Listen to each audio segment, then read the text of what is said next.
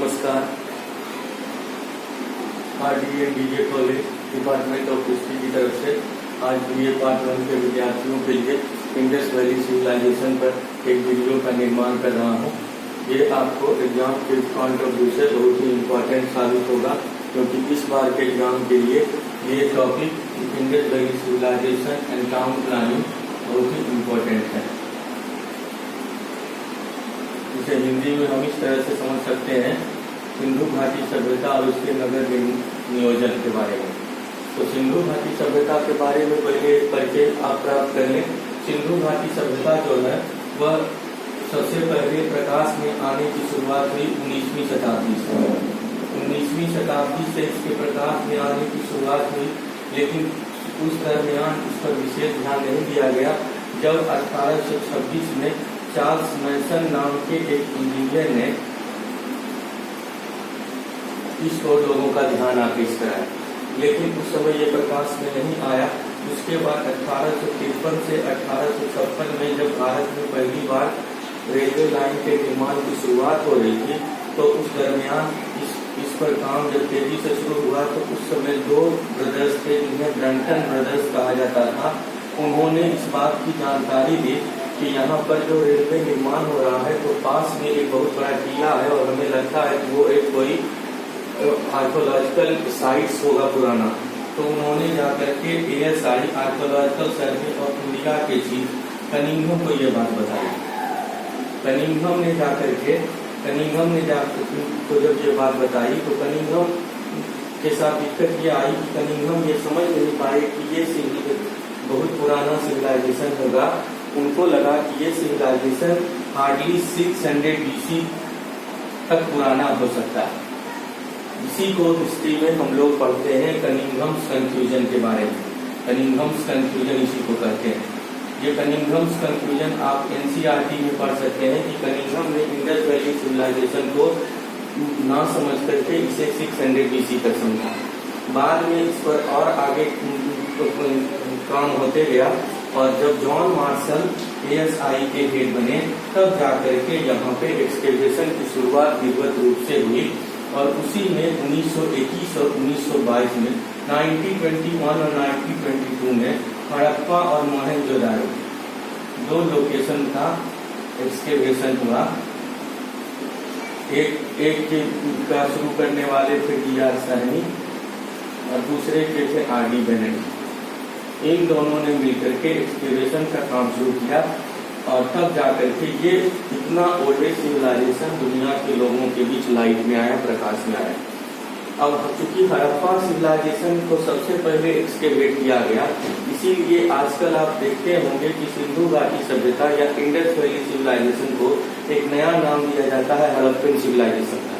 Harappan civilisation history में एक trend है। उस ट्रेंड के हिसाब से जो सबसे फर्स्ट लोकेटेड एक्सकेवेटेड लोकेशन होता है, उसके आधार पर इसे ओल्डेस्ट सिविलाइजेशन कहा जाता है। उसी जगह के नाम पर उस सिविलाइजेशन को नाम दिया जाता है, इसलिए आजकल हम लोग इसका पॉपुलर नाम हड़प्पन सिविलाइजेशन देखते हैं।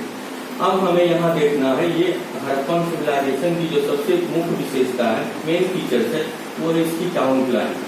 टाउन प्लानिंग को हमें देखना है कि टाउन प्लानिंग से रिलेटेड अगर कोई क्वेश्चंस आएंगे तो उसे हम किस तरीके से सोल्व करेंगे। तो टाउन प्लानिंग हड़प्पन सिविलाइजेशन के बहुत इंपॉर्टेंट फीचर्स है, और इसी के कारण इस सिविलाइजेशन को उस समय के कंटेम्प्रेरी सारे सिविलाइजेशन से अच्छा माना जाता है, क्योंकि उस समय के इजिप्शियन सिविलाइजेशन और मेसोपोटामियन सिविलाइजेशन के कंपेरेटिवली ये सिविलाइजेशन नगरों के नियोजन के मामले में ज्यादा एडवांस और ज्यादा मॉडर्न था। अब नगर नियोजन के बारे में अगर हम क्वेश्चन लिखेंगे तो उसमें कौन कौन सी चीजों को उसमें शामिल करेंगे, इस पर भी हमें ध्यान देना। सबसे पहला फीचर हम देखेंगे कि हड़प्पा सिविलाइजेशन के जो टाउन थे वो दो पार्ट में डिवाइड थे। एक को बोलते थे सिटाडेल और दूसरे को बोलते थे लोअर टाउन। सिटाडेल का मतलब होता है कि वो शहर का पार्ट जो कि ध्रुवीकृत था, फोर्टिफाइड था, और लोअर टाउन हुआ कि जो 45 एरिया के बाहर का टाउन था। इस तरह से जो लोकेशंस मिले हैं अधिकांश शहरों के, वो सिटाडेल और लोअर टाउन में डिवाइडेड है। अब सिटाडेल और लोअर टाउन में क्या डिवीजन था? सिटाडेल एक फोर्टिफाइड स्ट्रक्चर था जो छोटा था, और इसमें जो माना जाता है, आज अभी तक के जितने भी आर्कियोलॉजिस्ट और हिस्टोरियन है उनका कहना है कि सिटाडेल एलीट पीपल के, सो कॉल्ड एलीट पीपल के रहने का जगह था जहाँ पर ये लोग रहते थे, इसीलिए इसका फोर्टिफिकेशन था। और ये थोड़ा हाइट पर था क्योंकि इंडस रिवर में जो फ्लड आता था उससे बचने के लिए इसको हाईलैंड की तरह इसको बनाया गया था। लोअर टाउन जो था वो कॉमन पीपल के रहने की जगह थी, और कॉमन पीपल जहाँ पर रहते थे उसको लोअर टाउन कहते थे, और यहाँ पे और जितने भी इकोनॉमिक एक्टिविटीज होती थी वो इस शहर में होते थे। अब इस दोनों के साथ साथ एक तीसरी विशेषता ये थी कि हड़प्पा में जितने भी शहर बने हुए थे वो शहर ग्रिड पैटर्न के थे। ग्रिड पैटर्न को आप इस तरह से समझ सकते हैं कि ग्रिड पैटर्न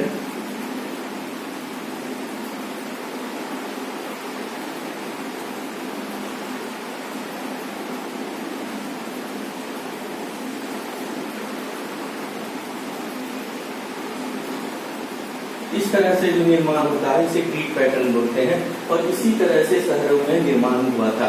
और ग्रिड पैटर्न में क्या होता है कि हर सड़कें संपूर्ण पर काटती है, और हर सड़क से बाई अलग से जो रोड जाती है वो भी संपूर्ण पर काटती हुई इस तरह से एक प्लान सेक्टोरियल डेवलपमेंट का स्ट्रक्चर यहाँ पर बनता है, जो एक बहुत बड़ी विशेषता है हड़प्पन सिविलाइजेशन की। इसके साथ साथ यहाँ पर देखेंगे नगर नियोजन की विशेषताओं में, तो सबसे बड़ी बात है कि जो सिंधु घाटी सभ्यता में जो नगर बनते थे उन नगरों में हाउस कंस्ट्रक्शन जो था उस कंस्ट्रक्शन की कुछ विशेषताएं थी। वो विशेषताएं क्या थी? हाउस कंस्ट्रक्शन की सबसे मेन फीचर्स ये थे कि हाउस कंस्ट्रक्शन में सबसे ज्यादा ध्यान रखा जाता था इंटीरियर की प्राइवेसी। इसीलिए देखेंगे कि हड़प्पन सिविलाइजेशन में जो भी गृह निर्माण हुआ है उसमें इंटीरियर का जो स्ट्रक्चर है उसमें मेन एंट्रेंस से इंटीरियर में कोई भी आदमी देख नहीं सकता। मेन इंटीरियर में जाने के लिए जब आप मेन रोड से जाएंगे तो मेन रोड से जाने के बाद सबसे पहले आपको एक बड़ा सा दीवार दिखेगा, उस दीवार के बाद से आपको इधर जाना है, तब जाकर के आप घर के अंदर के स्ट्रक्चर में जाएंगे, और अंदर जाकर के बीच में सबसे जो पार्ट होता है वो आंगन का स्ट्रक्चर होता है, और आंगन के बगल के साइड में घर बनाए जाते थे, रूम बनाए जाते थे, और एक कॉर्नर पे वेल, वहीं बाथरूम, वहीं पे टॉयलेट, ये सारे अरेंजमेंट हाउस कंस्ट्रक्शन में किए जाते हैं। साथ ही साथ हड़प्पन सिविलाइजेशन में एक और चीज मिली है कि अपर स्टेयर पर जाने के लिए, अपर फ्लोर पर जाने के लिए स्टेयर मिला। इसका मतलब है कि वहां पर मल्टी स्टोरी बिल्डिंग का कॉन्सेप्ट होगा। ये एक बहुत बड़ी फीचर है हड़प्पन सिविलाइजेशन की, उस जमाने में भी मल्टी स्टोरी बिल्डिंग का मिलना ये शो करता है कि साइंस और टेक्नोलॉजी के मामले में ये लोग बहुत ही वेल एडवांस थे। अब इनके विशेषताओं में देखेंगे जो है ड्रेनेज पैटर्न। ड्रेनेज पैटर्न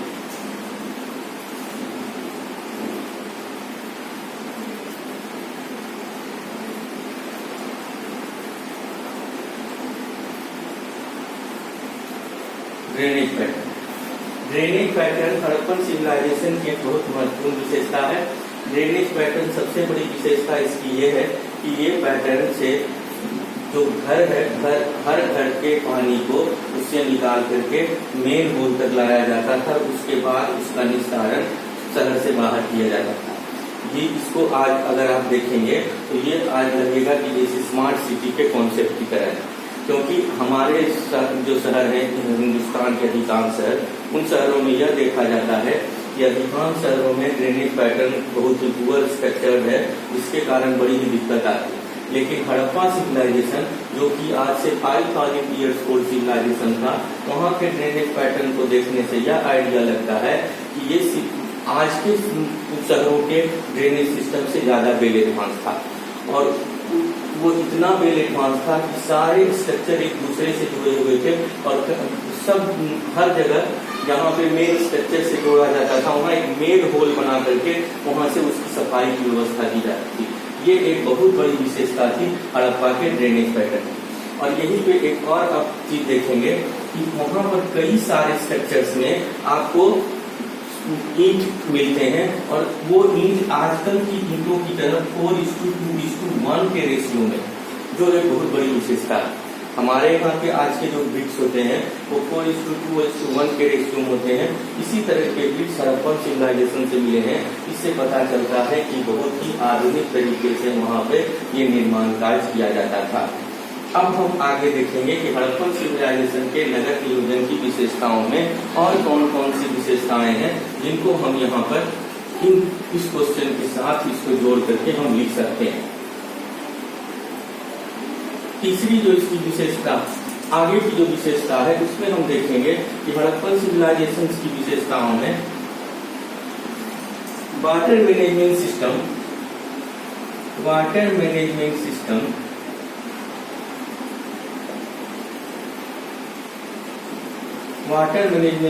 एक बहुत बड़ी विशेषता है हड़प्पन सिविलाइजेशन की, और ये इसकी सबसे बड़ी जानकारी हमको धौलावीरा से मिलती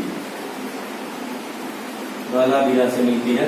धौलावीरा हड़प्पन सिविलाइजेशन का एक ऐसा लोकेशन है जहाँ से सबसे ज्यादा वाटर मैनेजमेंट की जानकारी हमको मिलती है, और वहाँ दिखता है कि वाटर मैनेजमेंट के लिए उस समय बहुत प्रयासरत थे लोग। जैसे आजकल हम लोग जल संचय की बात करते हैं, सेव वाटर की बात करते हैं, उस तरीके की बात यहाँ उस जमाने में ही हो चुकी थी। इसके साथ साथ हड़प्पन सिविलाइजेशन के जो लोकेशन है उसमें कुछ स्पेशल स्ट्रक्चर मिले हैं जिनकी भी जानकारी हमें रखना है। जैसे for example great bath,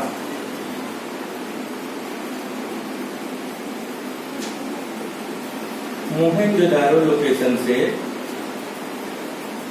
great bath मिला है। ये एक स्पेशल टाउन प्लानिंग के फीचर्स को शो करता है। इसी तरह से अन्नागार, जिसको ग्रेट ग्रैनरी बोलते हैं, ग्रेट ग्रैनरी जो मिला है वो हड़प्पा से मिला है। ये बहुत बड़ी विशेषता है उस समय की। इसी के साथ साथ अब देखिएगा जलाशय तो आप समझ गए होंगे, ये धौलावीरा से मिला है।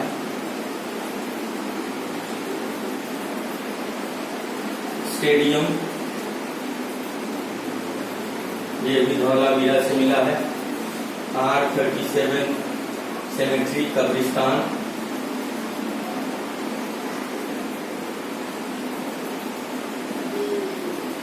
ये हड़प्पा से मिला है।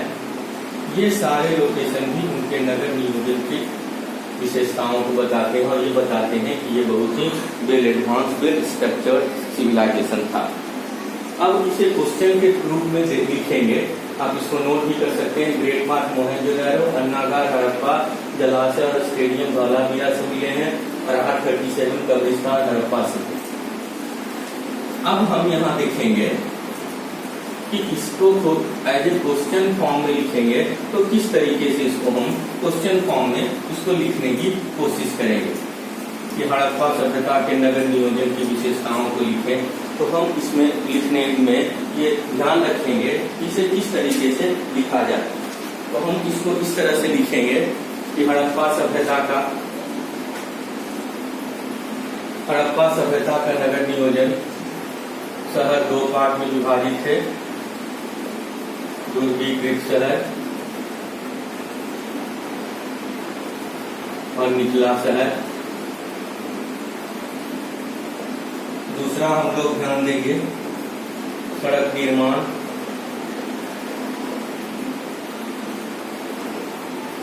जो संपूर्ण पर काट की हुई थी। तीसरा हम लोग ध्यान देंगे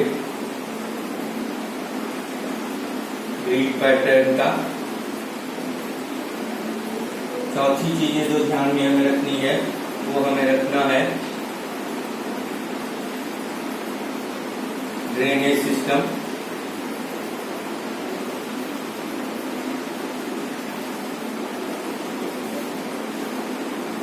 गृह निर्माण,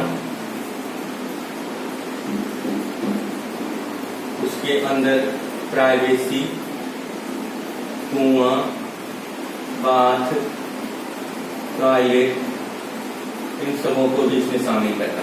ये सारे बिंदुओं पर ध्यान देने के बाद इसके बाद हमें एक और बिंदु बनाना है जिसमें हम लिखेंगे विशेष प्रकार की इमारतें।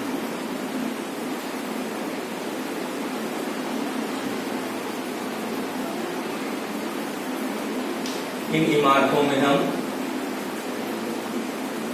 स्नानागार, अन्नागार, जलाशय, स्टेडियम, R37 सेमेट्री जिसको कब्रिस्तान बोलते हैं, इन सारे को हमें उसके साथ साथ लिखना है और हमें बताना है कि हड़प्पा सभ्यता की नगर नियोजन प्रणाली उस समय के सभी सभ्यताओं के नगर नियोजन प्रणाली से बहुत ही आधुनिक थी। जहाँ मेसोपोटामिया के शहरों को हम देखते हैं, उन शहरों को देखने के बाद यह लगता है कि ये अनियोजित शहर थे, उसकी जगह हड़प्पा सभ्यता के शहर नियोजित थे, प्लान शहर थे। इजिप्शियन सिविलाइजेशन के शहरों की अपेक्षा ये ज्यादा आधुनिक तरीके से बनाए गए थे। यहाँ सड़कों का निर्माण उच्च स्तरीय तरीके से हुआ था।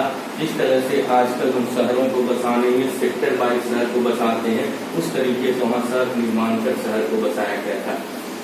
उसी के साथ देखेंगे कि आज शहरों की सबसे बड़ी समस्या ड्रेनेज सिस्टम है, लेकिन हड़प्पा सभ्यता के समय ड्रेनेज सिस्टम बहुत ही उच्च क्वालिटी का था।